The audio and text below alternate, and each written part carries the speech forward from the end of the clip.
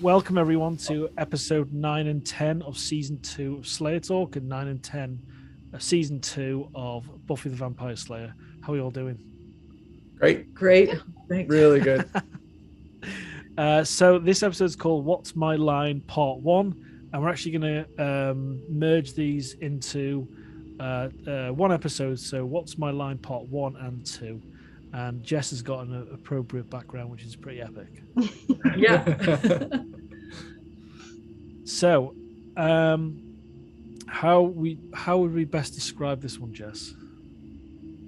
Oh, like a summary of what's going on, or so beginning, it's the Sunnydale High Career Fair, and basically, Buffy is kind of sad about the fact that she doesn't have to think about a career because she's already got a destiny as the Slayer, so she doesn't get to partake. Meanwhile, Spike and Drusilla are up to no good, trying to plot and plan to bring Drusilla back to full strength.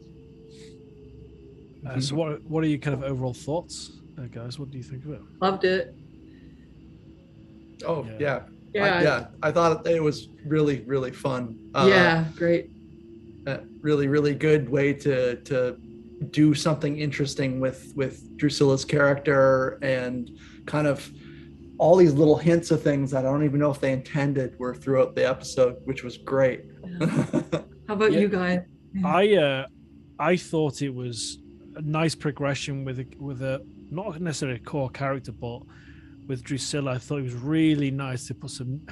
This is my crude term. Put some meat on the bones. Yeah.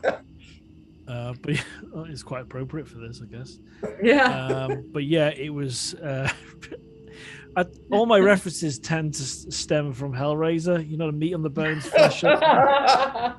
So I need to start watching that film. But yeah, I thought. I think in particular, I think the first part was my favorite of the two. But we're kind of seeing this as one, but this is a really solid episode for me. And it was. I was thinking quite a lot about what you look into this, Smudge, with the themes and everything, and the duality of the relationships with Drusilla and Spike and Angel and Buffy, and the kind of what you can have. It's not necessarily sliding doors. What you can see what other people have or what could have been. It's what's in front of you and what you can have. And it's the same thing with the extra Slayer, which we'll come on to later, and her dodgy accent. That's a really good summary. Yeah. But I thought it was really clear to me what I'm trying to say, and I think really well crafted. Absolutely. I liked it, for those reasons. Also, they didn't leave out the it's not like just the Buffy show. We got some little movement with Xander and Cordy and Willow, and so they all got a little bit of forward movement in terms of what kind of their romances and like what's going on with them. So I like that part of it too. Yeah, me too. Yeah, it's funny. Both the episodes weren't written by Joss Whedon, and usually he's like the main character, like story push when his episodes. Yeah. But they were both, at least the first one was co-written, but they were both with Marty Noxon. These are her first episodes. Yeah, she went on to be like she's great. Just such an incredible TV phenomenon. So because I think after she was the showrunner for Mad Men later on. Wow. Yeah, I think so. Wow. So she went to great things. Yeah, and if you look at the list of what she goes on to do in terms of Buffy, she writes a lot of episodes coming up. So this is the first of many to come. Did she do much writing before this? Because I think she did such a sterling job. Really great job. I don't know. I don't know. I think she actually went on to be one of the head writers for Angel as well, because Joss stayed with Buffy, but she kind of helmed that. I think. I could be wrong, but I can double check. Cool. I had a question about this episode. I don't know if you guys. There isn't one concrete bright line, but when did Spike start loving Buffy and stop or fade from Drusilla? I guess it's an ongoing process of Drusilla and Buffy in Spike's head. maybe love is a strong word, stop from being super annoying to like, oh, she's interesting. Taking Or a is we're keen not there interest. yet. Yeah. I think they demonstrate his obsession a lot in this. Yeah. Like he goes on and on about he can't get her out of his head. Yeah. And I love what that, even though they didn't intend it in this episode or this season, I love that you could kind of see that as something that's another progression of the characters. It's a foreshadowing, maybe. I'm jumping the gun. Yeah. Sorry. I don't think they really had come to that until he can't actually hurt people anymore, and then that's probably because he doesn't have that option any longer. Yeah, that's true. So he's kind of forced to put up with them. It's definitely not something I'd expect from what we get in this season. So yeah. And something I noticed that Dave mentioned about how 90s, I think it was a quote we had from Buffy, the clip I used last time from the last episode, the last released episode at least, is how obvious the 90s fashion is in this, especially with there's like people are wearing tops, like one of Cordelia's friends wearing this shiny top when she walks in, and it's like something from the 2015 scene from Back to the Future 2. I saw that too, the tank top I was like, what shirt, and it was super shiny. I get really frustrated. I know kids in the US, or at least the US, maybe in Canada as well, have lockers, but no one's ever carrying anything.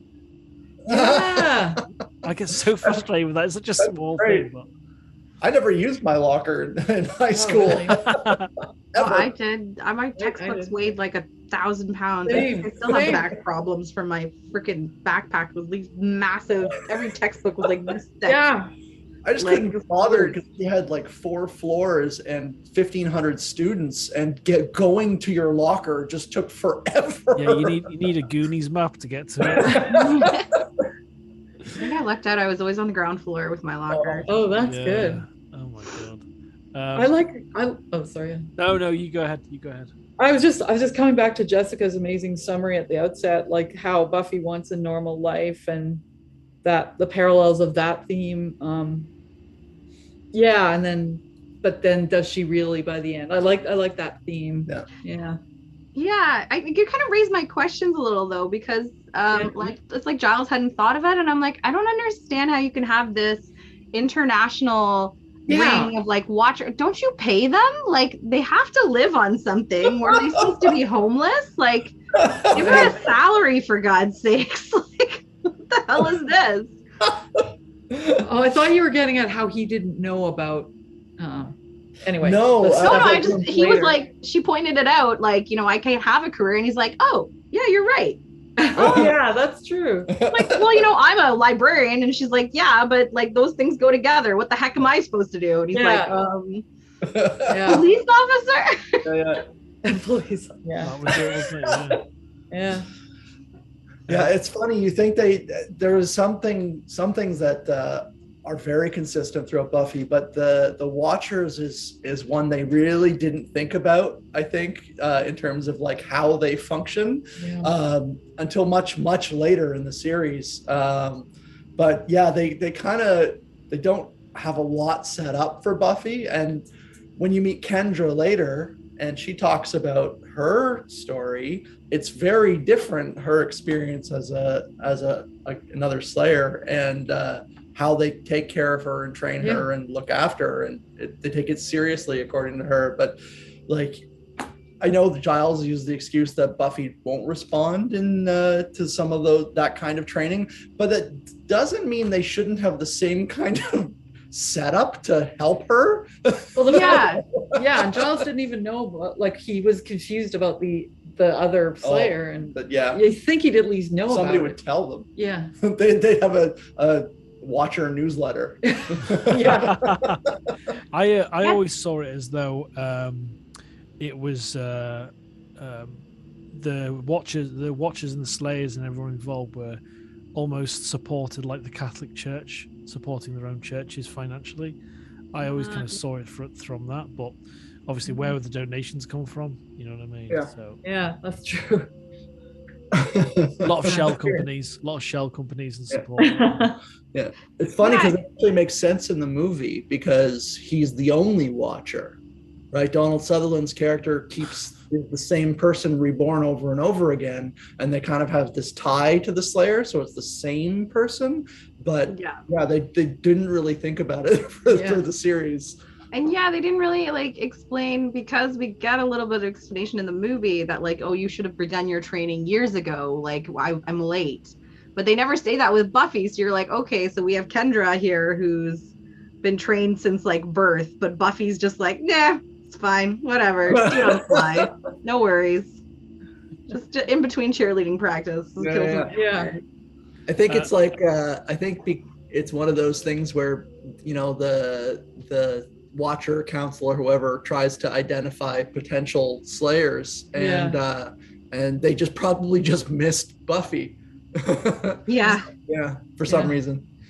I like how all the love going on and around, like you know, obviously Drusilla, Spike, and Buffy and Angel, but also Xander and Forty and everybody. They really hammered that home with that music, didn't they, when they kissed? Oh, it was great. That's hilarious. I love that. That's like if you try to imagine, like, you know, dramatic golden era Hollywood score, they just nailed it. Yeah. And it's so loud, like it's clearly they want it to be part of it. I've got to say, I don't know if this is going slightly not off topic, but it's in this. I think it's in the first episode. What's the Order of Assassins called? Do you remember what? The Order of Taraka. Yeah. My favorite is definitely the Maggot guy. Oh, Maggot, me too. Who has the worst name ever? Oh yeah. His name is Norman Pfister. Norman Pfister. That's like hardly knew her. That's like Pussy Galore, isn't it? It's terrible. Oh, just terrible name. He looks like a guy I know. Especially when he turns into a pile of maggots. Do you know when when you've got that almost Terminator shot? You know when he turns up in where he kills the first Sarah Connor in Terminator, and you've got that like dolly shot or whatever it is, panning across, and he looks at the house and then he goes to the next one. Yeah. Did you notice? I swear I'll have to go. Maybe I have to go back and see this. But when she screams and you see the camera go over the maggots and she's dead, and then you just see him form back, or whatever, the maggots go up his leg. She's a vampire. No, I swear she had vampire teeth. Really? Even though it was daylight, I swear she had vampire teeth. Like, wow. I'll have to watch it again. The only thing I noticed about the dead body, I was just like, is that a prop or is that the actress? Because if that's the actress, they made her lie there motionless with maggots in her mouth. And I was like, oh my God. I swear she had fangs. I swear she had fangs. I'm going to have to check that. I'll have to check that. Maybe she really grew them after the maggots. That's what I thought. It was some weird process. Maybe some people just have really sharp canines. Maybe she just like some people have sharp teeth. Yeah. But God, I hope that wasn't her. I hope that was a dummy head, because like, I've got something to show you. You might not be able to see this. I might have to share. Not maggots, is it? I don't know if you can see. Can you see this face? No. You see this? No. It looks like Charles II or something. This is on Willow's watch.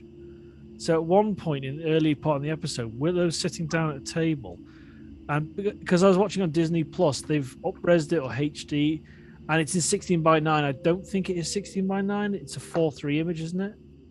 Yeah, it's like TV spec. Yeah, it's zoomed in, and they must have a HD version or something because it looks really good.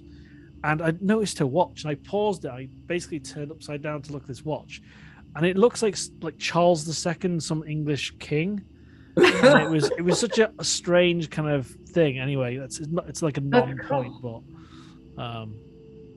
very odd. Actually, you brought up the fourth love couple, Willow and Oz. That was another thing. Their first meeting. Oh my God, and that amazing software company. Oh my God. Isn't that how they all recruit people? Out of high school? Behind velvet curtains? We've been watching you for years. I'm like, oh my God, this is so creepy. So much creep going on, isn't there? Yeah. It's funny to think about it now, though, because like I guess back then, like really coders or software, they probably like weren't that numerous. Like I don't know, I don't remember the 90s, but maybe like they were looking for people that were really good at tech back then, because it wasn't like nowadays where there's like everybody has programming skills. Like yeah, that's a good point. Oh, try the entrees or whatever they said. Canapé. That was so great. They brought a butler and everything. Oh yeah. It's so funny. Like I was so glad when they finally introduced Oz to Willow. Yeah. But you think that there'd be some throwback to all the lines, because it's 2 or 3 times he's had those little moments where he says, "Who is that girl?" Throughout the season. Starting from the stage, he notices her in the Halloween costume. Right. Yeah. And they didn't acknowledge it, that he's been like noticing her for a while. Did you notice the look on his face when he sees her? He looks and then goes, like you could, like he has this look of like, oh, it's her, it's her. Yeah. That was great. He was smooth. We were saying how smooth he was by the machine. He was just like smooth. Yeah, near the end of the episode, he's got some moves, man. Oh, it's so funny. He was that was so cute. They're like, oh man, like I just instantly brought me back. I was like, oh, that's why I love this couple so much. Oh my god, chemistry. That just those two looking at each other. I'm like, oh, that's so cute. I know, right? The dialogue between them about the animal crackers and the end was so good. Yeah, it was so I love funny. that. And he just throws in little lines here and there about how good looking he thinks she is and stuff, but like immediately gets off of it, so it's not awkward. It's great. Yeah. So apparently, I just read this on the trivia section on the Buffy wiki, which is always interesting to read. That everything after he compliments her smile is just him and Allison Hannigan ad-libbing. So that was all made up. And the line where he goes, I mock you with my monkey pants, was apparently something Allison Hannigan had a dream about. And she mentioned it, and then they wrote it into the script because they thought it was so funny. Oh my god. Awesome. But that was all them ad-libbing. Wow, and it seems so natural that no wonder it worked. Yeah, cool. They're so cute, those two. I love their chemistry. So good. Do you know how it worked with the being assigned into a seminar? You know how everyone had the name on a list? What that was exactly? Oh yeah. The career aptitude test. I don't know. They don't have them in Canada. I don't know. They recommend what you should go and do. Yeah. I did that publicly. I did that. Yeah. I got like dentist and lawyer. I mean, radically different. Not at the same time. I mean, that would be interesting. I'm reading you your rights. Oh no, that's a cop. Never mind. The lawyer's like your kind of alter ego superhero. By night, I'm a dentist. Yeah. I'll see you in court. Not a lawyer, but hilariously, Michael and I love professional wrestling, and the new AEW is like in the new federation. And one of the wrestlers, she is a professional wrestler, but also a dentist. Wow, that's her whole thing. Wow, Baker, DMD. Like she comes out. Oh there's like a big tooth on her jacket. That's her whole thing. She literally is a dentist. She actually. Wow. That's hilarious. That's hilarious. But yeah, we had them. But I grew up in the middle of Canada, not out east. Oh so wow. Yeah, maybe it's different in Winnipeg. When I was going to school, unfortunately. I certainly wouldn't have put them up publicly if we did do them. Like that's come on, guys. No, what did you all want to be when you were younger? Good question. When you were at school, do you remember? Archaeologist. I want to be an archaeologist. That's exactly what I said as well. Really? Yeah. Yeah. And then I went to career fair at my university, and one of these really old professors was like, yeah, you can come here. You can do 4 years degree, then 2 years for master's, and then 4 years for your PhD abroad. And you could go work and intern, and you can come back to North America, and I'll have 3 jobs available to you. Wow. I was like, thanks. Wow. I actually wanted to be an actress or a lawyer, so it hit one of them. But it changed, or a botanist. So it was, You checked the shrub box. Yes. Which, I don't know if they would have had that on. Did you know? I thought I was interested in computers early, but I really wanted to be an illustrator. I used to draw and paint and stuff constantly until music took over my life. Yeah. So What kind of things did you draw? everything. I still have some of my paintings from high school hidden in storage. Awesome. But kind of abstract stuff. I really liked comics when I was young. My dad was a comic collector, so I did a lot of like superhero type drawings, and I got into Japanese animation before there was anything being imported into Canada, and really liked some of that stuff. But yeah, I just drew everything. I did life drawing as well. Oh, awesome! Yeah. He's very good. And me and a friend of mine were obsessed with the Alien movies, so we used to draw those all the time. Wow, a friend of mine's done like some really high-end like paintings, but he's done them as storyboards for an Alien film he'd like to watch. And when I saw them in his garage where he painted them, I was like, "Holy shit, that's!" But it had like contours to it in terms of what he was using the paint. You know, if you looked at it in profile, you could see the paint. Oh, okay. It's beautiful. Seeing Aliens just such a rich kind of visual as well. That's cool. I found the poster. I wrote the quote of the poster. Oh, now, yeah. I'm gonna preface this with it's like I had an optician's examination today, and it gave me a migraine. It was awful. Anyway, the bottom line you can't read, even in HD on the episode, you can't read. So maybe there's a positive thing to it. So the poster reads. This is in when you see Armin Shimmerman talking to Xander and Willow. Okay. It says, "If 4 hours of English seems endless, try sitting here for 50 years." And it's a picture of a wheelchair. Wow! Yeah. Wow! That's super dark. I was like, what the fuck? Wow. So I paused down. I thought, right, I'm going to make note of that. Why is it called wheelchair? Wow. Oh my God. If 4 hours of English seems endless, try sitting here for 50 years, then a wheelchair. Wow. Alf, was that in the hallway then? That was in the hallway over Xander's shoulder to the right of frame, yeah. Wow.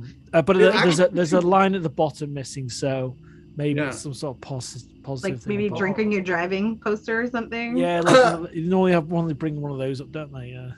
Yeah, I noticed a poster, but I couldn't see what it said because it was too far back. But it was just like a black and white image of someone standing there, and they were missing one leg. I have no idea what the poster was supposed to be for. But they were just standing there, and they had like one leg amputated. I was like, "Oh, okay." Wow. Oh my God. Yeah, it actually makes you wonder if the prop people like have fun with that behind the scenes. Like if they were just supplying random stuff that nobody was checking before they put it up. Maybe these were just real posters. I mean, it wasn't actual high school. Maybe. There's an animated movie, and this, what is it? I've got to remember. The Rescuers Down Under. Have you ever heard of it? Yeah, love that movie. There's a scene where I think it's flying through a city on the back of a bird or something, and the animators, when it first came out, put naked pictures of women in the windows, and when it got home release, it got spotted and it ended up having to recall loads of it, and then so they put these things in, I guess because they, in HD, they didn't think maybe they'd see a high-res scan of the film negative. So maybe it's that. Maybe they just put them in to kind of mess with your minds. And wasn't that a Fight Club thing where who was the person he would split porn sections into movies? Yeah, that's right. Yeah, splice it. See if anyone would notice.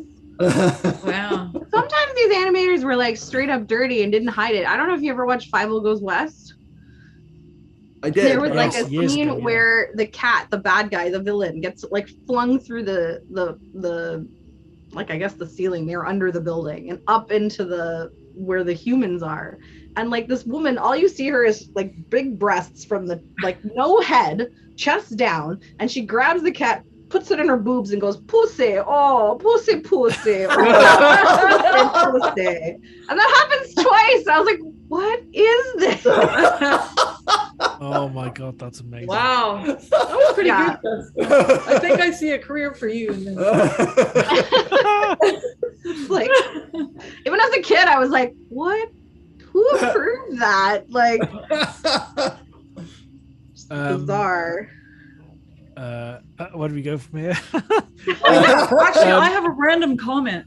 It's random, but it's related to the episode. For some reason, in the middle of the first episode, I turned to Dave and went, I know why I like Buffy. It's the humor. I mean, this is nothing earth-shattering, but it's just, if it wasn't funny, I wouldn't have been this drawn in. I don't know about you guys. If I had to pick one trait or one, I had to stop writing down. Like, I feel like I agree. Like this line, they had so many good lines, but I just couldn't write everything down. But even in the beginning, like when Cordy comes around and she's like, oh, you know, I like to help people. Yes. I mean, as long as they're not like dirty or smelly or gross. Yeah. And then they have their banter back and forth. And then Xander's like, is murder always a crime? yeah, that was great. Awesome. I love that line. Not in the do I like shrubs? That's between you and your God. That's right.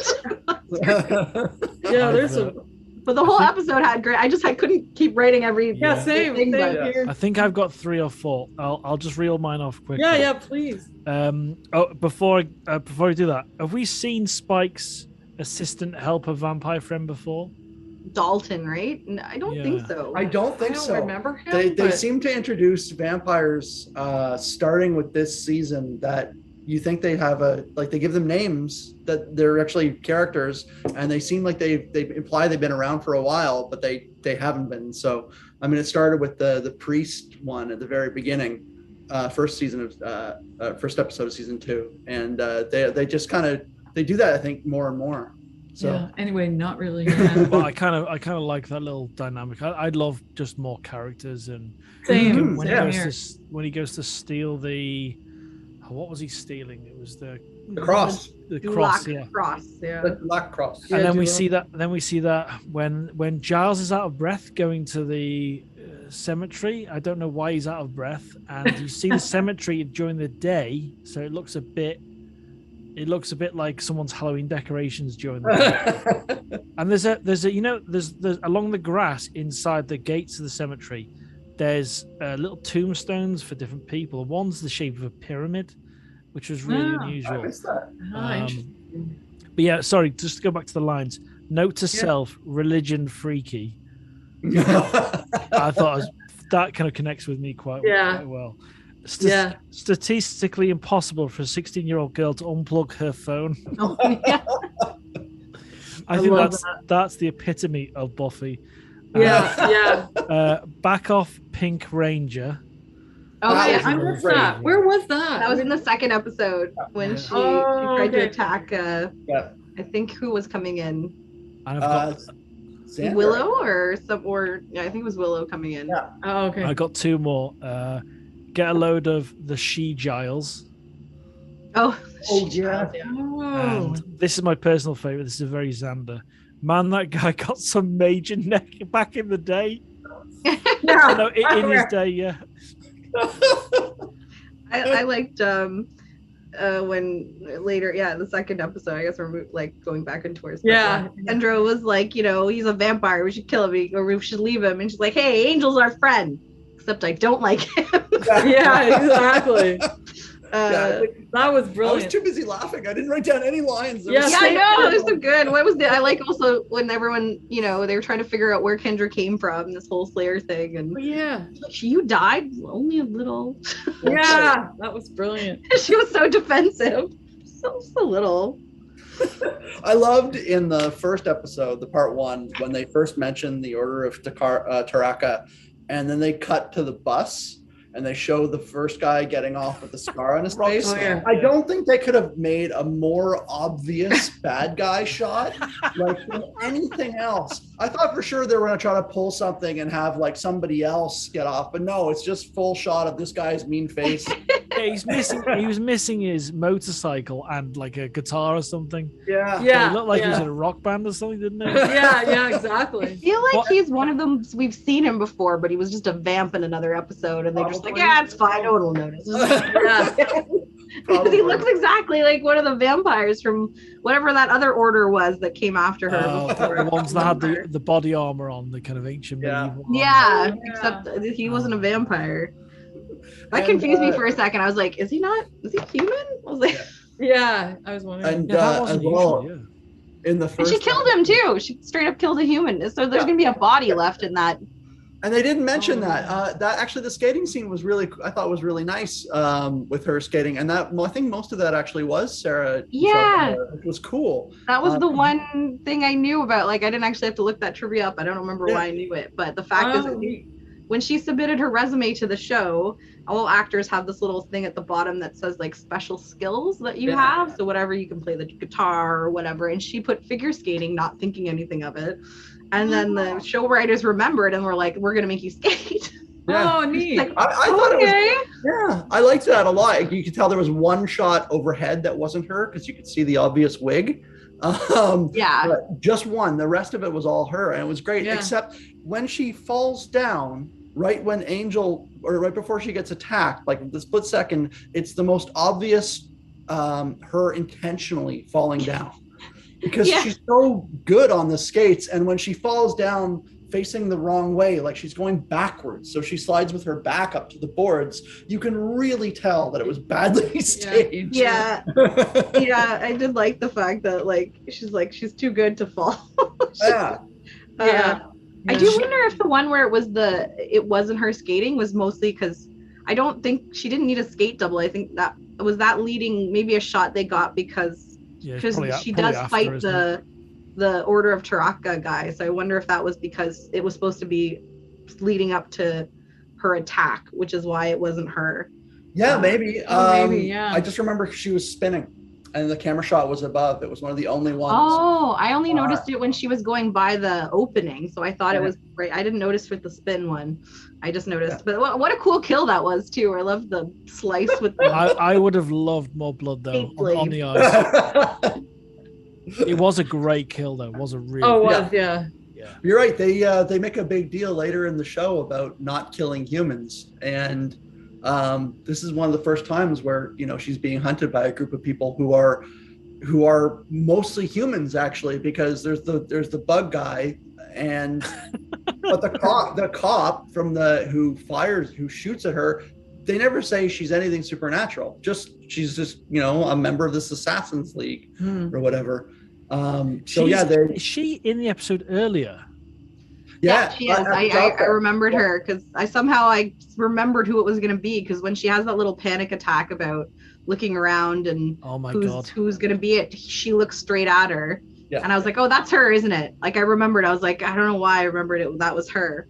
But she is earlier in the episode. I feel like they cheated though, because all of the cards that Drusilla pulls on the tarot card actually made sense for what we got. And then they had the Jaguar, and it was so totally deliberately made you think that it was supposed to be Kendra. Yeah. Like, it's because she had like the, they made her look kind of like exotic and she was prowling around. Yeah. And then I was like, it was a woman with a gun. I was like, what does that have to do with Jaguars? Like, that's cheating. No. It's funny. I actually think that the Jaguar was supposed to be for Kendra, and they just didn't think about doing a card for the cop. the cop, put it together because the cop they didn't reveal her until the second episode. But they cut almost immediately, I think, from the tarot reading to Kendra in the bottom of the plane. Yeah, and I was like, that's cheap because they just. Either there was more tarot reading and they just didn't show it, or they really didn't think of it. Yeah, well, they also, poor woman. Like, so Kendra's played by Bianca Lawson, and I remember one of the things you remember about it is just the accent. You're just like, oh. I can do a more inappropriate, better accent than that. Sometimes she sounded Irish. I was like, is she supposed to be from Ireland? Like, and it turns out this poor woman, she was cast for the show, like got this role, and like literally like the day before they're like, how's your Jamaican accent? Oh, really? And she's from California. Like they just sprung it on her out of nowhere, and she was like, okay. That wouldn't fly. That was it was pretty as good as she was, which was amazing because I really did like her character and the ideas that came with that. That was unfortunate. Apparently it was just because the writers wanted the Watchers and the Slayers to seem more international, so they wanted you to know that they were from everywhere, so they didn't want her to have an American accent. But I was like, that is again, living with an actor too, like I feel it even harder because I can't imagine Michael getting a big role on TV, and then all of a sudden they're just like, Michael, how's your Scottish accent? Like just out of nowhere. Just like how cruel. The poor, like she did her best. Like poor thing. I know. Have you noticed Australian? Yeah. Have you noticed how 90s some of the dynamics of this have how these people don't know what Buffy looks like? Yeah. It's the bug salesman guy. He isn't sure what Buffy looks like. Yep. It's the cop. It just kind of pops up throughout, like as a show now, in terms of the way they observe or find out who she is or don't. Those mistakes, they wouldn't happen now. Oh, interesting. I didn't think of that. But I loved the creepy salesman maggot guy, because it's so creepy. It felt very X-Files the way he got into the house, and just the sinister. There's some really sinister and dark characters in the X-Files like that guy. There's a guy that works in a mortuary in the X-Files that cuts women's hair and stuff, and he's a really creepy character. And the way he got into the house is really, really creepy. And I loved the fact that he was just watching, just being really creepy. Same here. Love that. That was also kind of 90s, because like who nowadays, like what kids would be like, what is it? People went door to door to sell cosmetics? Right. Like exactly. That's a thing.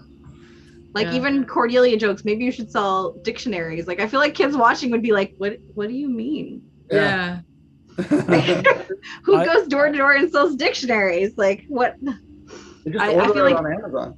Even in the 90s, that must have been kind of a fading thing, right? Like, although I do remember a Friends episode where I think they had Penn from Penn and Teller also selling dictionaries. He bought V, didn't he? He bought V because he wants to talk about vivisection of the Vietnam War. Yeah, you could only afford the one volume. But like, okay, I was like, I guess it was still around in the 90s, but it must have been a dying trade for sure. Because like, who the heck sells things door to door anymore? It was all on CD then. Encyclopedias on CDs in the late 90s and that. That's right. Because I've just thrown a bunch of those away. I've been having a massive... the encyclopedias. You had to buy them for school, and they were always outdated. So I loved how clean Kendra's clothes were when she got off the plane. She's hiding where the wheels are, or the luggage, maybe. I think it was the luggage area, the hold. How did he know she was in there? I couldn't figure it out. He was like, who's in here? And I was like, how did you know there was someone in there? And she says, her shirt gets ripped and says, this is my favorite shirt, my only shirt. And there's actually a scene where she locks, I swear she locks Angel in that cage, and she's got a different top on. So I beg to differ. You brought clothes with you. I don't know where you hide them. That's hilarious.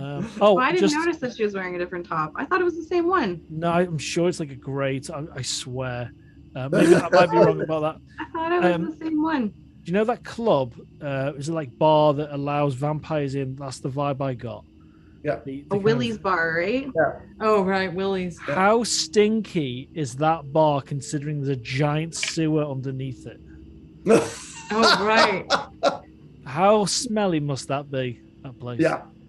It makes sense, though, because if he caters to vampires and they stay too late, they got to find a way to get home somehow. So that makes so much sense. That makes sense a little. That guy was a piece of work. I love the modeling comment. You girls. That was brilliant. I hated him for it. But I know. I was like, that's gross. Like, he just propositioned 2 minors to do nude shit. I was like, this guy should be in prison. And he's like all above board or something. And that's right. Just nude, but all above board. I was like, okay, I know the actresses are over 18, but buddy, these are supposed to be 16-year-olds. You shut your face. That's gross. Oh my god. Yeah. They use him again later, I think, in the show. That was a reoccurring thing. He was good. It's funny they introduced him as if we were kind of supposed to know who he was. A little like, it's Willie. I was like, who the hell's Willie? What are you doing? Yeah. He comes back. Although why you would go to him for information, he betrays everybody about like 5 times. Yeah. I know. And you think that if people were using that sewer as an entrance back and forth, that he wouldn't have to drop into it because he had to dangle from the how's he getting back up? He doesn't. I have no idea. He goes down the other way, doesn't he? So yeah, not very well thought out, but Yeah. One of my favorite moments, which is such a quick thing that not even dialogue. It's right after Giles and everybody's warning Buffy that the order is to be taken seriously, and she starts getting paranoid. And they have her walking through the job fair and kind of looking at people, and the chem work almost makes it seem like she's drunk. And a guy comes out and takes a comb out and dramatically combs one part of his hair. I've got that in my notes. So funny. Yeah, that was hilarious. That montage of different things. It's like Paperboy the game. Yeah. But you just like combed his hair in her face. It made straight eye contact too. Yeah. Like he was really. It's like, what is going on? Yeah, it was brilliant. Just one brush, and that was it. Yeah. I love that. It was such a great moment. It's so ridiculous. Yeah, that's great. But yeah, I loved how she injured her. Was it a left leg when they were doing the ice skating? Is that right? And then she went to the Snake Plissken School of Acting. Because when Snake Plissken gets injured in Escape from New York, his legs always kind of giving him gyps, so he ends up kind of walking with a limp for the entire thing. And I think she did that for most of the first episode, so I really like that detail. She iced her knee too, I think, in the library. She had a ice bag on her knee. That's right. Oh wow. Yeah, which they don't often show any kind of like lasting damage to her. Yeah, which that's is pretty true. neat. Yeah. That would work towards the theory that she's superhuman, jumping over fences and all of that. But as when this originally aired, when Kendra appeared, like obviously you would initially think on the first run that she's one of the assassins. When they reveal that she's a slayer, and then they kind of cut to black or whatever. I thought it was really, really nice kind of cliffhanger for the next episode. Yeah. Yeah, I can only imagine watching that live. I can't remember. I don't remember when I came into Buffy. Like, I just can't imagine. It aired in 90. This is 97. I was 11 years old, and I don't remember if I was allowed to watch it. I do seem to like. I feel like I did watch some of it on VHS or something to catch up. But I knew I was watching it live at some point because I watched the finale live. But yeah, how irritating must that have been to have like, I'm the Vampire Slayer, and you're just like, what? No. Yeah. Like, I kind of like how Kendra keeps reminding Buffy how lucky Buffy is. I thought that was great for Buffy. I mean, I love that interplay between. They had good chemistry, like friend sort of. Well, pseudo friend. That scene where in the library and they're just talking with each other and they're talking about having friends and stuff, and Buffy intentionally riles up Kendra while she's sharpening the stake.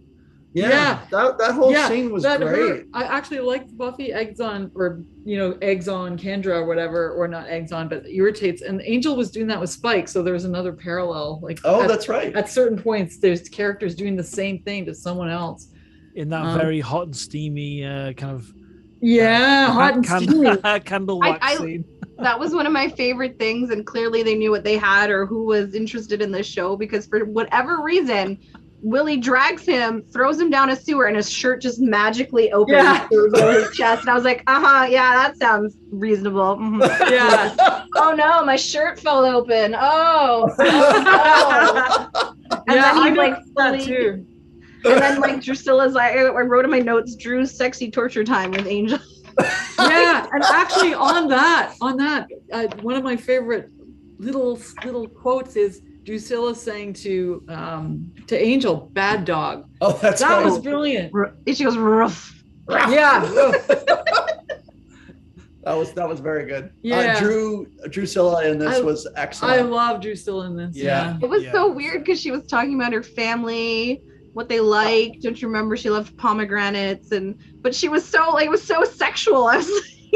He's fully shirtless. She's pouring like kind of like the hot. like it's holy water, but the same thing you'd see in like a sex scene with like hot wax. Like, very mixed messaging right now. I'm very confused is what I'm supposed to take from this scene. I don't know that vampires really know how to torture other vampires, especially if they enjoy pain. They don't really know what to do with that. Yeah. It was just, Yeah. oh, okay. And they casually drop the message that Angel killed her uncle or family or something. Yeah. I think really- they said that in an earlier episode. they They don't. mentioned that when Buffy found out, Oh, that right, about okay. Drusilla, that Angel tortured and killed her entire family before turning her into a vampire. Yeah, he made her crazy. Yeah. Killed her. Yeah. So- Because then she fled to a convent, and that's when he turned her into a Yeah. vampire. So why is she sick? Did I miss something? Why is she so sick right like in this episode? Why is she all bruised? Well, they start with her when they introduce them. She's weak. Yeah. They got so- a mob in Prague. I think that was what they kind of. Oh, That's right, yeah. Mom And okay. that she's weaker and that they don't have a lot of time. So it sounds like she's dying, or I don't know, Yeah. for whatever reason, something weakened her. Yeah, but then at the end, she's like a phoenix, I guess, sort of. Yeah. Supposed to be. Full strength, but now Spike is the one that's. Yeah, another Scary. reversal. Yeah. I've got two notes for the part one, and I've got a few more to talk about. Yeah. But, Oh, yes, me too. what must it have been like for Buffy to kiss Angel with Angel with a Ferengi teeth? yeah. Yeah. This So- is my best vampire face. I thought that scene was actually quite good. It was good, yeah. Yeah. So yeah, Like, one of the it went trivia. from, like, yeah. Sorry, Jess. Go ahead. Oh no, go ahead. Sorry. I was just saying they went from, it immediately made me think of the first time she sees him as a vampire and in her bedroom, and they have that in the dark, and she freaks out when he turns around, and it's kind of almost the same, like they're standing on the same sides of the screen, and the shots were actually sort of similar, and except he's trying to hide again, and she's like, no, it's okay, like don't, like it's okay. Oh. And I thought that was really really great. Uh-huh. Yeah, and one of the trivias I had for this episode I got from the wiki. They pointed out that Darla, when she's baiting Angel about this relationship, how much she likes Buffy, she says, "But do you think she could kiss your real face?" And she Oh, does. no way. Oh, interesting. Yeah. So Oh, that's great. she does end up kissing his real face. She does. And Giles calls out Xander's jokey bullshit. Oh yes. I was like, Like, wow, read the that's room, Xander. fantastic. Yeah. When was that? When did he do that? That's in the I don't that's in the remember. first episode where they're in the library. I'm like, oh, that's great. He Oh, snaps cool. at him. He snaps at him. Yeah. He keeps joking that the Order of Taraka sounds like a bowling league. Yeah, I thought that was hilarious. I was on Xander's side. Yeah, then they said something about it, and he's like, "Yeah, people take bowling way too seriously." And he's like, "Shut up, Xander!" Like, Now I remember. Love I that. thought it was interesting with that before that though. We were talking about it before she goes skating, and they were saying she doesn't help a lot. Buffy doesn't help a lot. She just gets the snacks. But hilarious, isn't that what they accuse Xander of doing later? Yeah. Like he Yeah. doesn't do anything. He just Yeah. goes and gets the snacks. He's like Yeah. totally useless. Yeah. But for some reason that role's assigned to Buffy here. Yeah. That was funny. Did anybody notice that when Buffy went to, I know you did, but when Buffy went to Angel's place near the end of the episode after the skating rink, that he had a lot of art Yeah. on the On that far walls. wall, yeah. Yeah. Was that there when they showed his place previously? Because I don't remember it. I think some of it was, yeah. He Okay. had like He I had remember that the statue case in the she looked corner. at? I think Like- so, yeah. Okay. Oh, okay. Okay. I think they've I'm like, shot it. I think they've shot it differently. I think they shot that slightly wider this time to show off a bit more. oh, okay. Yeah, I think Okay. you're right. I was just Yeah. like, did Angel decide to furnish? Is that? I keep wondering how like you're this vampire, you collect stuff. Like how do you move it around? Like Well, that's what I love. There's Well- a scene. There's a scene in the first Highlander where he goes back to his flat, McLeod, and you see everything he's collected through hundreds of years. That's how it should be. Exactly. Yeah, like moving it around be a nightmare. But I think he poses McLeod as a art dealer or antiquities or something, and that's Yeah. what I love about that. And that's genius. So I think maybe the paintings is a little bit more of that, but it doesn't quite sell. You know what I mean? Doesn't the idea Yeah. of he's collected things over time? Well, he couldn't have for that long because after the curse, I know he lost everything and he was living in the sewers and eating rats. Really? Right. For 80 years or something, they said he was away from humans, being tortured. And he wouldn't be sentimental about anything he had as Angelus anyways. I doubt he'd want to keep whatever Angelus thought was a great memento. Like I wouldn't. So Yeah. So probably, those are probably like within the last 50 years, I guess. I made a note of it looked like a giant doily over Drusilla's bed. I saw that. So I actually wrote it down because I love the way they shot that through the doily, like the doily. It looks like a doily.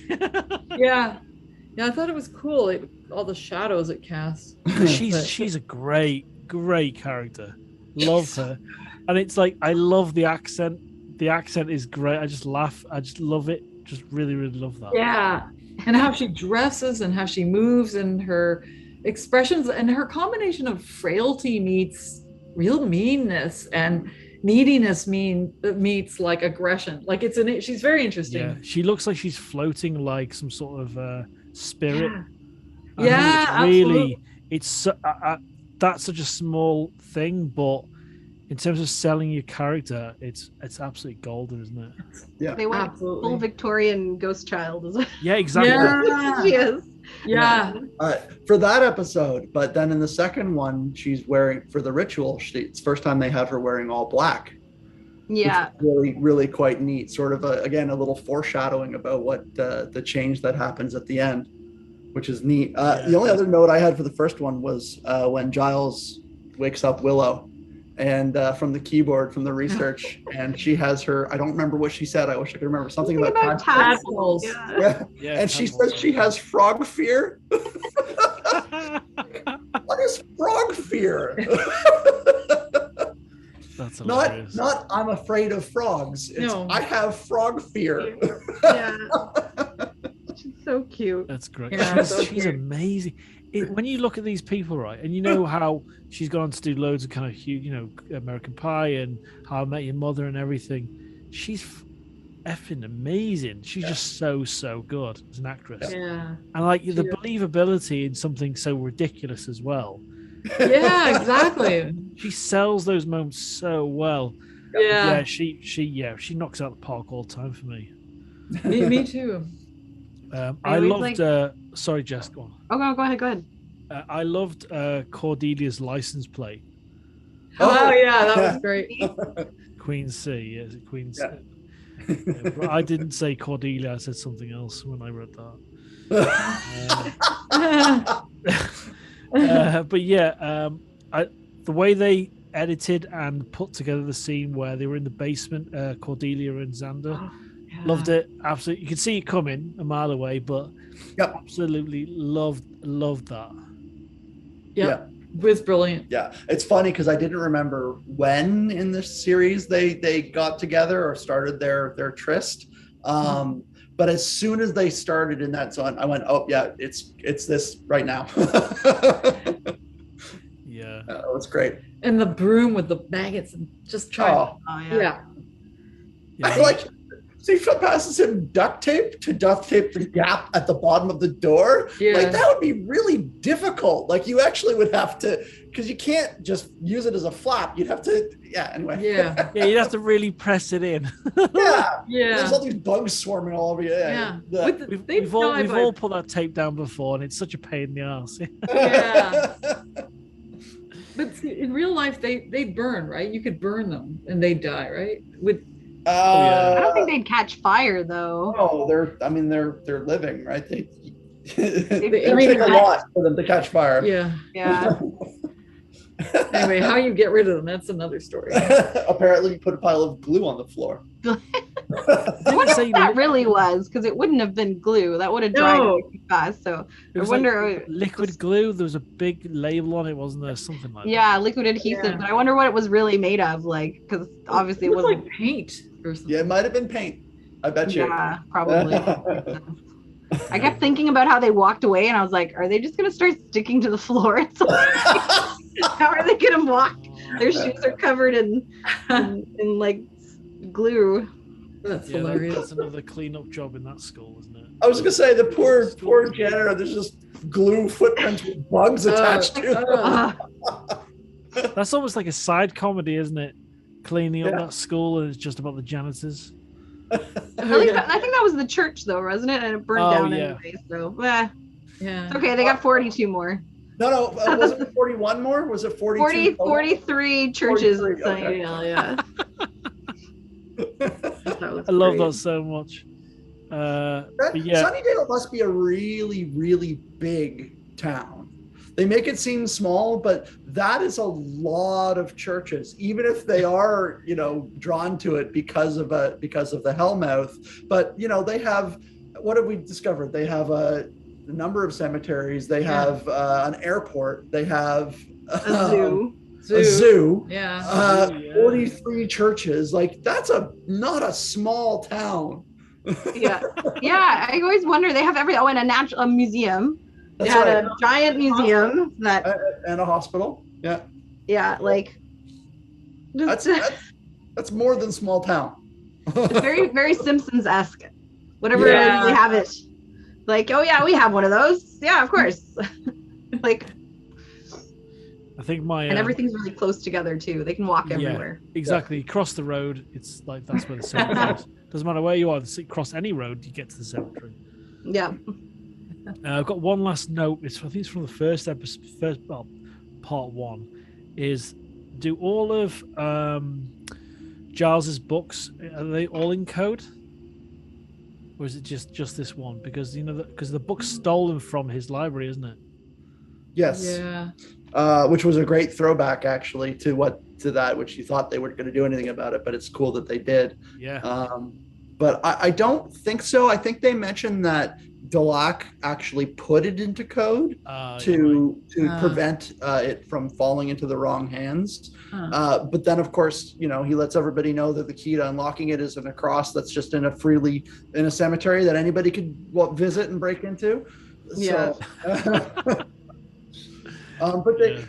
I thought that was an interesting bit of the mythology thing with Delac, because it implies somebody. They didn't really say whether he was good or bad. You assume he was good, but you think, I don't know if he was supposed to be a watcher who was doing research, but it was a magic book that had spells to reinvigorate vampires. So I don't know. It was a strange idea.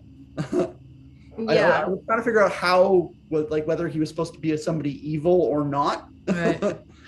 So I also I love that just everything. I guess that's the whole thing with the Hellmouth. It's like, why? This is exactly what they needed, and Giles just happened to have the book, and the cross just happened to be in a Sunnydale cemetery because, of course, this is the Hellmouth. That's fine. Everything just so convenient, all in one place. That's right. Yeah. You need it to happen to carry the story forward, so it's there. Yeah, exactly. It's just. But I mean, I guess that's why they do. It's the same thing with Doctor Who. That doesn't make sense. Time travel. Well, it's like, okay, sure. So I think this is a double header. I think this was really, really solid, really fun, interesting. Yeah. There's a moment in that fight scene, the big fight scene at the end, because it is quite, there's quite a lot of players in that fight scene, where it's like a wide shot of that ginger-haired policewoman. She jumps on the bench and then jumps down, and it's like the crappiest half stunt I've ever seen. There's no athleticism in it or anything. It's like me doing it. They couldn't find a body double for her, and that's all. That's right. That is exactly it. Yeah. I have a couple of trivia things. Apparently, so part one, this is the first time they ever used the Scooby Gang to talk about their group. Oh, no way! Xander's. That's the first reference to them being the Scooby Gang. Really? In part one. It was so natural that you never did. I didn't think it ended weird. Yeah. Yeah, I know. I didn't notice that. And then the second one, just I guess is for future, but Kendra's body double ends up being a former Slayer in a later season. She's Wow. Oh, I thought it was Kendra. Oh, I thought it was Kendra gonna come back. No, it was her body double. The fight she ends up being like a flashback Slayer that we see her kind of story. Okay, wow. But I'm curious. I know this. You're going to come to another one, but I'm curious about the actress who played Kendra's like training. She seemed really, really great at. Yeah, she was good. Yeah. Yeah, she was a better Slayer than Buffy was. yeah. Which again, I just like the funding, like so they can afford to just take children at like 4 or whatever and raise them and turn like I don't know. They seem like they have a lot of resources, but then they're like Buffy's like, what am I supposed to do for a living? And they're like, It's funny that was one of the only thing the only big problem I had with it was the very end when they're sending Kendra back home. And I mean, it was a nice scene, like, everybody's grown and they're all better people. But I go, the Watchers sent Kendra because she's a Slayer to the Hellmouth, because that's where stuff is happening. Why is she leaving?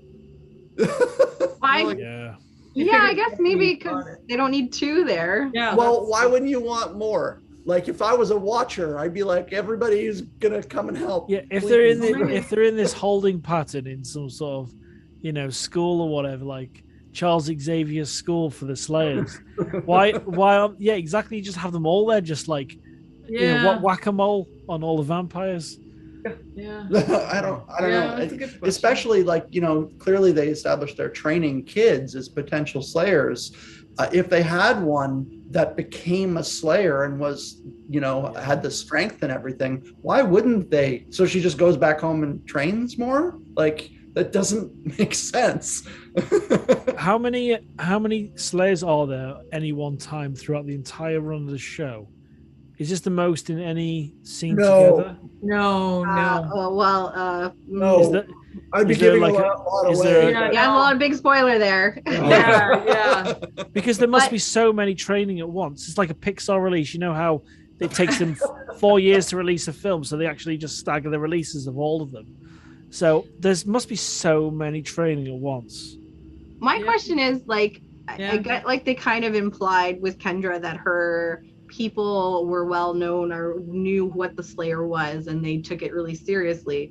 But like, what do you do in like North America or any place that's not like, superstitious or has that connection? You're just like, so by the way, demons are real. Your kid is gonna fight them, and would you mind me just taking them out, every now and then, and we're gonna practice killing people? Like, how does that conversation go down with the parents?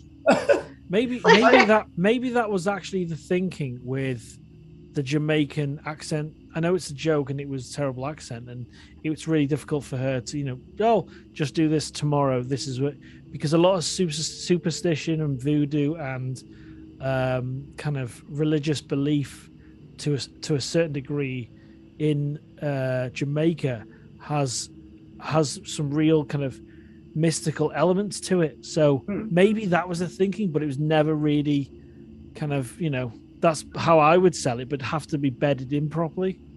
Yeah. Sure.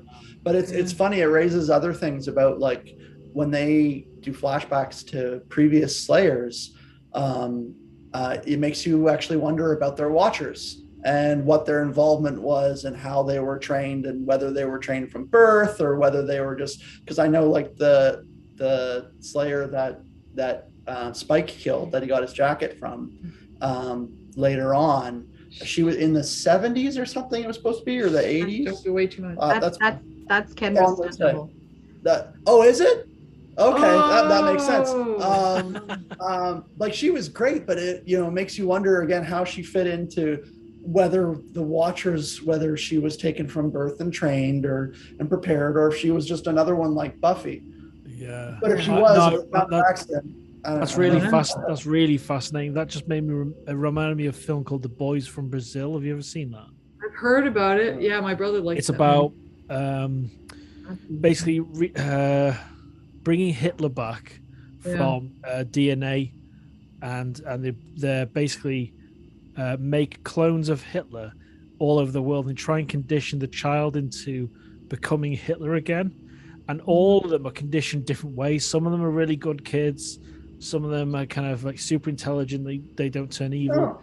And all it takes is a really vicious dog attack in front of him that really twists this child, and he's kind of created towards the end of the film.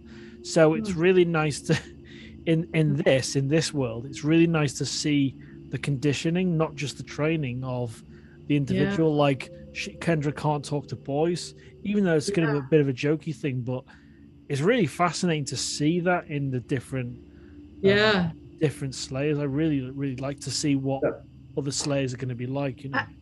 I liked also. Oh, sorry. I liked that, like, in that vein, that I don't know how far ahead they really thought at this point, and whether they're just playing it by ear, but they definitely circle back to that later on in the show, going like, these are a bunch of like old dudes controlling this woman, and like, you know, like they put like this demon basically power inside a young girl, and like used her for their own ends, and that's kind of what the Watchers they implies, that these kind of old men manipulating these girls to fight their battles, and they're not necessarily really the good guys. And I feel like they kind of took from this episode of like Kendra's origin, because it is a little unsavory kind of what they put her through. Like like you could see Buffy's uncomfortable with how much they take from Kendra, especially when they only give her one shirt.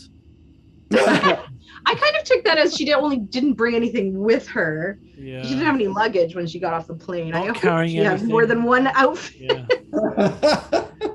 See, for someone who takes their training really seriously, it does not seem like a very functional fighting outfit. Yeah, agreed. Yeah. What happens when you need to wash things? Yeah, exactly. That'd just be such a grim scenario. You just don't fight evil that day. Yeah, exactly. I did notice in I think it was the second episode, I can't remember which. Yeah, when Buffy gets attacked by the other Order Draca, the cop. That's one of the first scenes, other than Darla, in the first season, where Buffy's attacked with guns. And they don't do a lot on gun violence in Buffy. They don't talk about it a lot. And it was really interesting because that was literally a school shooting in the show before that became a thing that everybody talked about. And like Oz got shot. And I don't think they mention it later on that a cop decided to open fire on a room of kids, and nobody mentions it ever again. I mean, I guess that's part of the Hellmouth idea that just strange things happen. But it was, I had forgotten that they did that. Well, there's Jonathan comes up with like like, it shows people's disbelief. He's like, was this a demonstration? That's right. That was clever. But like you don't, I guess they do that to try to make it seem like it's, nobody's going to question it, but it was pretty shocking to see, because you don't see that happen in the show very often. Yeah, I totally agree. Sorry, Jess, go on. Oh, no, go ahead. It really, when that scene happened, that conversation we just had happened in a split second for me, and when we saw like, whoa, it was It reminds me of this book I read. It was a fantasy novel about this village that lives on the edge of this like magical forest, and every now and then these like monsters would come out and take one of the kids away or kill them, and like bad things kept happening. And they kind of, if you read the book, they explain like, they're like, why would anyone live here in this dangerous place? And they kind of explain that the people are tied to the land, like the magic is part of them, and they don't notice it, like they don't see that it's bad. But if you take them away, it was like a whole part of the plot was like, you took them away and took away that magical connection, they'd be like, I'm getting the hell out of here. But it like kind of reminded me of Sunnydale. It's like something of magic of the Hellmouth like makes you kind of oblivious to all the weird crap that goes on. And that's kind of what I was getting at. It's like everybody's under this, it's not just bad thing, there are demons, but there's almost like a spell on the whole town, and nobody really notices it. So it's really unusual when we see characters come out of that haze and actually realize what's going on, because it doesn't happen very often. No. To think Cordy is one of those people. Weird. So I think overall a really good set of episodes. Really Yes. Yeah, good episodes. fantastic. So what do we know what the next two are? What they're entitled? No, the next one is Ted, Ted, yeah. which is the John Ritter episode. Oh, now I Ted. remember. And Nice. Bad Eggs. I Oh, love Bad John- Eggs. Yeah, I remember Bad Eggs too. Yeah. Oh, I another love- one by Marty Noxon. Wow. John Ritter's a legend. Rest in peace. Absolute legend. Yeah. I get the impression that this is like when I started watching because like these episodes are very clear in my mind, like from going like forwards. I for some reason I remember like a lot of what goes on in these episodes pretty clearly. I think I need to start watching these twice when we do this, because these two, what's my line? I had to look at your background then, Jess. But thanks for that. These, when I forget someone's name, I just go, "Oh, hi, Smudge." You know what I mean? I do it in meetings all the time now. It's just like it's right there, you know. But this is the first time where I was watching, going, I don't really want to make notes. This is really, there's some really great lines, some right zingers, Yeah. and just fantastic, you know. And one last note is, Angel is so creepy around Buffy's bedroom. It just constantly freaks me out. Yeah, we noticed that he was just sitting there pacing it, and it's just like he doesn't even know if she's going to show up, so he's going to wait there for hours. Yeah, and then he comments about, if your mum's not here, why didn't you come through the front door? And it's something about Yeah. habit. Love that. Yeah, me too. Didn't he know though? I mean, I thought vampire senses he could tell who was in the house, but Yeah. but yeah, I like he's holding her stuffed pig for some reason. Yeah. Mr. Gordo. This is the difference between, I think, like, you know, when you watch this as a teenage girl or not, because like I saw him in the bedroom and I know I should be like stranger danger or whatever, like why is this guy in my bedroom, but I was just like, that's Angel, it's waiting. Oh, That's awesome. I love that they also pointed out that he was he's like, I'll never be a kid, and she's like, okay, fine, a normal girl and her cradle robbing creature of the night boyfriend. That's right. And they like recognize that he's like, yeah, that's kind of weird. That's a big age gap. I get this really kind of voyeuristic thing from watching this show and seeing all the creepiness that has dated badly, and everything's just a little bit more creepy. Yeah. I get some satisfaction from that. I really enjoy it. That's really dark. That's really dark. that wouldn't fly now. No. Yeah, but yeah, great couple of episodes. Well, thanks guys for another amazing recording. That was terrific. That was fun. I just realized I had a quote left, but it's perfect because I have to go cook dinner now. Is Spike saying when he starts the ritual with Angel and Drusilla, he says after he's done setting it up, he goes, "Let them come to a simmering boil and reduce to a loaf." Oh, you just made me remember one of my favorite quotes. Say. Yeah, in The the sewer. sewer. Oh I knew you were man, gonna when say Willie that. gives him Angel and he asks him what he's going to do with him, and he says, "I don't know, dinner first, then we'll see where it goes." Like that. That was so funny. Yeah, so good. So good. That is great. I think that's going to be our clip now for this episode. Yeah, that was such a good line. Yeah, that was so well written, so well said. Yeah. Yeah. Good. Well, thanks guys. Thank you. Thank Alan. you. We'll put the feeders out for the next episode recording, and then we'll go from there. Absolutely. That sounds great. Thank you. All right, See you good all to talk soon. to Yeah, Keep see you safe, guys soon. and please watch Ghostbusters in the cinema.